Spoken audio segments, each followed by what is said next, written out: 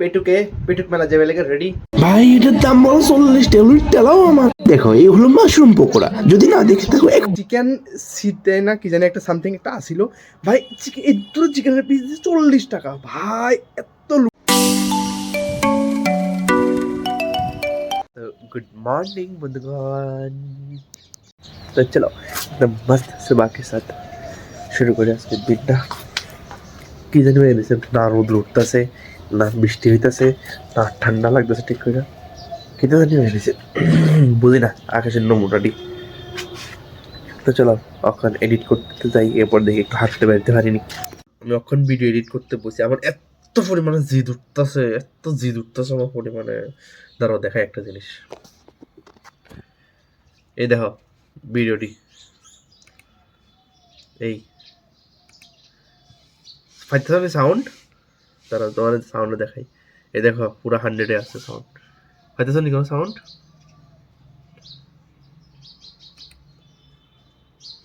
অবস্থা আমার, মানে আমি এত মানে আমার এত পরিমাণে কিয়া লাগতেছে আর মন বিদ্যা খারাপ, আমার মানে এমন কিতা করতাম আমি, ইস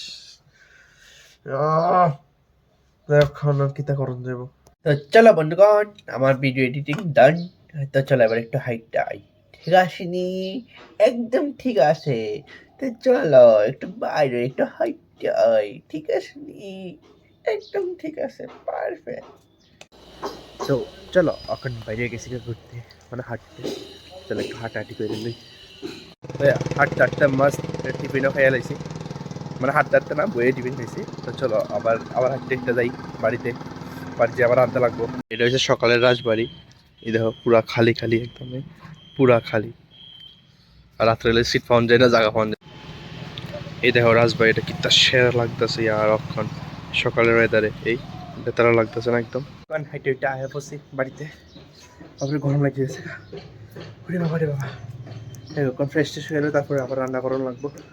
বন্ধুগণ চলো রান্না করে লাই, ঠিক আছে নি? রান্না না করলে কেমন খানা তো খেতে লাগবো।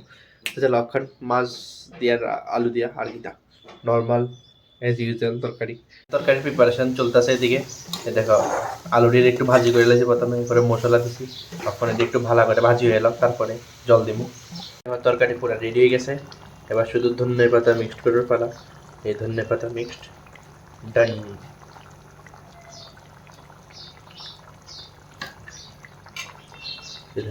কি সেরা লাগতেছে না একদম, লাগতেছে না একদম মস্ত।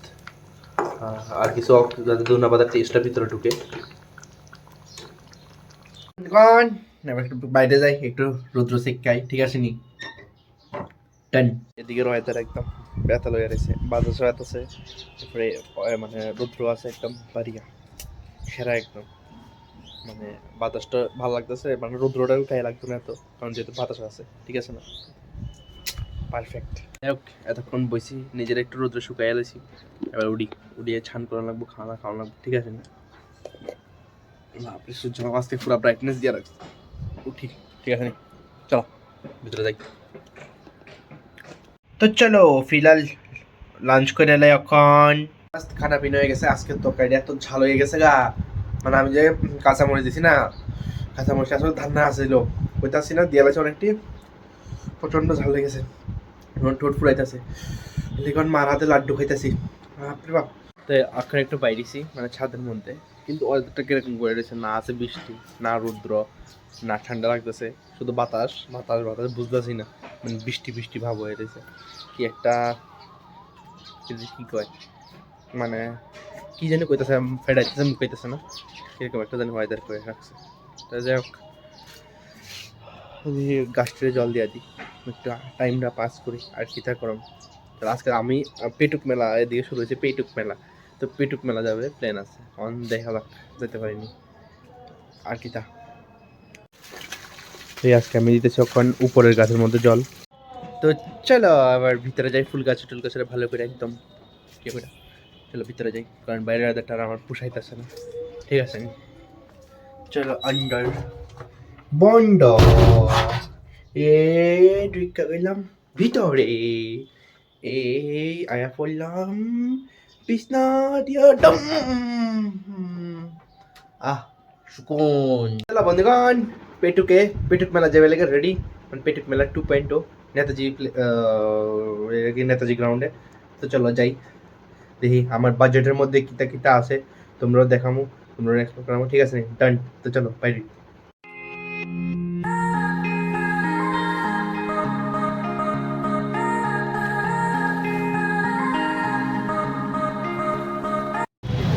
এদিকে তো মস্ত ভিড় হয়ে রয়েছে মানুষ যাবেরও জায়গা নাই পুরো ব্লক করে রাখছে সব। এই দেখো এটা হচ্ছে পেটুক মেলার অবস্থা। ফেটুক মেলাতে আইসি আর ফেটুকে কিছু খাইতে এমন কেউ নেই। তো চলো চিকেন পকোড়া দিয়ে শুরু করি। ভাই এটার নাম হচ্ছে চিকেন সিতে আর এটার দাম হলো 40 টাকা। কেউ বিশ্বাস না হলো এটাই সত্যি। ফাইনালি আইলাম তো পেটুক সমাবেশে কিন্তু আমার শুধু টাকাই লস হয়েছে শুধু বাঙ্গুইটা ছাড়া একটাতে পকোড়া গেছে সব কি টাকা আমার লস হয়েছে। আর ভিডিও তো করতে আসি না এত মানুষ এত সাউন্ড কেমন ভিডিও বানাবো এই দূর একটা জায়গার মধ্যে। যাই হোক আমার পুরা টাকার একদম চপাট হয়ে গেছে আমার টাকা উড়ে যেমন গেছে 100 টাকা তো শুধু পকোড়ার মধ্যে উড়েছি। এরপরে ভাই বাকিটা হচ্ছে বাঙ্গুইটা পুষাইছি। তো ফাইনালি ঘুরে ঘুরে বাড়িতে বসি ভাই আজকে তো ঠান্ডা নাই আমার গরম লাগতেছে ঘামে গেছি গা। তারপরে হ্যাঁ কইতেছি যদি আমার ভিডিও কেউ দেখো মানে ধরো 10 জনে দেখো প্লিজ তারা কালকে যদি আর কালকে আর পরশু যদি পেটুক মেলা যাবে মনে করো কেউ কোনো জিনিস ট্রাই করুন আর টোটালি লস।